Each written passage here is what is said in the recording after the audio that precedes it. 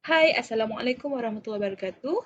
Next, we will be presenting chapter 6 for lab assignment 2.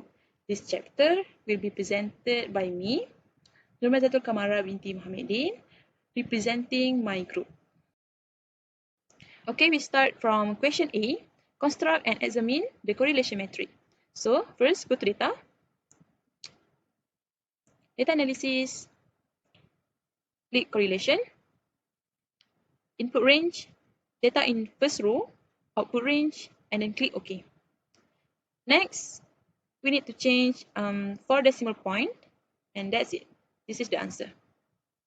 So for question B, are there any multicollinearity issues among the independent variable?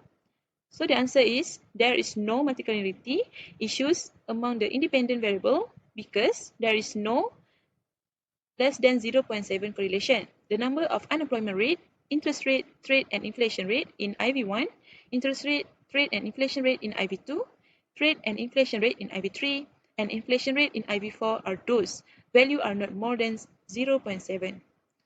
When the independent variables are not correlated, which is less than 0.7, it leads no problems of multicollinearity.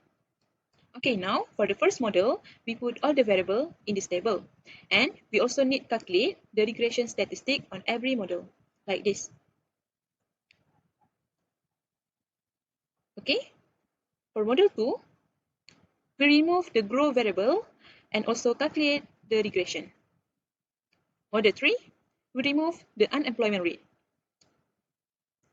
For model 4, we remove the interest rate. For model 5, we remove the trade variable. For model 6, we remove two variables, which are inflation rate and unemployment rate. Okay, all the model had been done to be calculate the regression. So this is our summary for all the models. From the summary, we choose model 1 because model 1 shows significant model. To be specific, to answer question D, the best model multiple regression for predicting the economic growth is model 1 because it proves that the independent variable are show good relationship to the dependent. It also shows the adjusted R square is increased or higher than other model. B, yes, for part C is the same variable that used in model 1. Okay, for the last question, develop a test on assumption on normality and interpret your finding. For question E, first we copy the standard residual data and then paste here. And for the bin column, fill up -3 until 3. In order to create histogram, first go to data, data analysis, click histogram, input range, select the standard residual, bin range, select the bin column, label, output range, and then click OK. And paste at here, anywhere you want. Finally, from this data, we will use it to create histogram chart.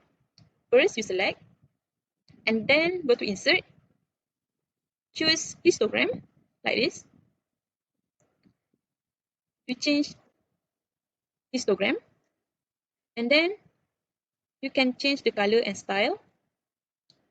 Then you click axis title. This is for frequency, and this is for bin. So it will appear like this. This is our answer for chapter 6. Thank you. Assalamualaikum warahmatullahi wabarakatuh.